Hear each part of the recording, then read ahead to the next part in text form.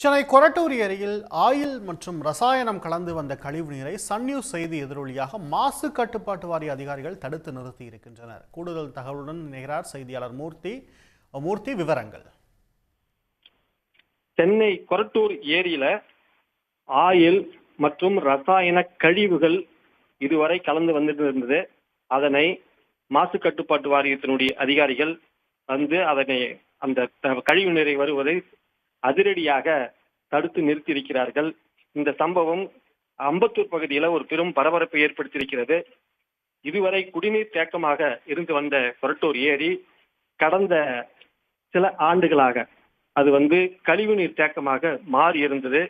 அம்பத்தூர் சட்டமன்ற தொகுதிக்கு உட்பட்ட கொரட்டூர் ஏரி சுமார் ஒரு 600 ஏக்கர் பரப்பளவு கொண்ட மிக பிரமாண்டமான ஏரி. அந்த ஏரி அதாவது மழை இல்லாத அந்த காலகட்டத்துல வறண்டு போயிருந்தது.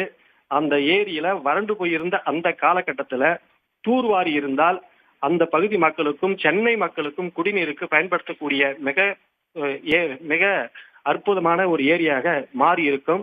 ஆனால் துறை அதிகாரிகள் அதனை தூர்வாராமல் விட்டுவிட்டதால் தற்போது பருவ காலத்தில் பெய்து வரும் மழையினால் அந்த நீர் மேற்தேக்கமாக மாறி இருக்கிறது.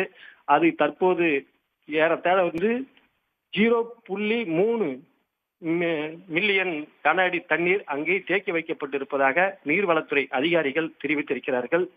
இந்த நிலையில தொடர்ந்து அதுல அம்பத்தூர் தொழிற்பேட்டையில் இருந்தும் ஆவின் பால் பண்ணையில் இருந்தும் வெளியேறக்கூடிய கழிவு நீர்கள் ரசாயன கழிவுகள் ஆகியவற்றை அந்த கொரட்டூர் ஏரிக்கு தொடர்ந்து போய்கொண்டே இருந்தது. இதனை நேற்று சன் நியூஸ் தொலைக்காட்சியில் மிக பிரத்யேகமாக நாம் அந்த செய்தியை ஒளிபரப்பு செய்திருந்தோம். கழிவுநீர் கலப்பதை ஒளிபரப்பு செய்திருந்தோம்.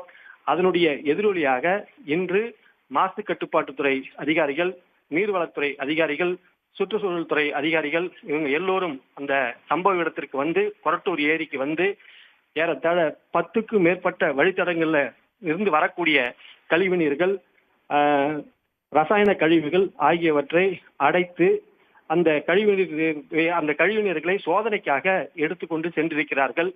இந்த கழிவுநீர் வருவதற்கு முழுமையான காரணம் அம்பத்தூர் தொழிற்பேட்டையில் உற்பத்தியாளர்கள் சங்கம், அதாவது ஐமா என்று சொல்லக்கூடிய அந்த உற்பத்தியாளர்கள் சங்கம், அவங்க தனியாக ஒரு எஸ்டிபி வச்சிருக்காங்க.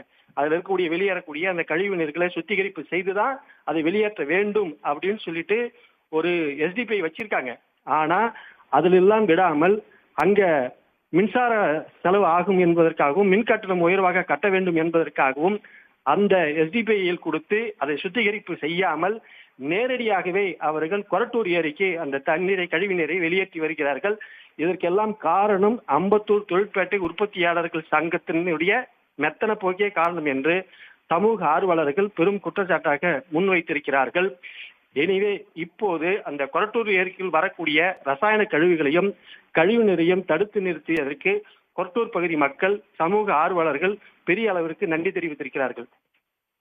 சென்னை மக்களின் குடிநீர் ஆதாரத்தில் கலந்த ரசாயன கலப்பு என்பது சன் நியூஸ் செய்தி எதிரொலியாக தடுத்து நிறுத்தப்பட்டிருக்கிறது. உங்களுடைய விவரங்களுக்கு நன்றி மூர்த்தி. உடனுக்குடன் செய்திகளை தெரிந்து கொள்ள சன் நியூஸ் பெல் ஐகானை கிளிக் பண்ணுங்க.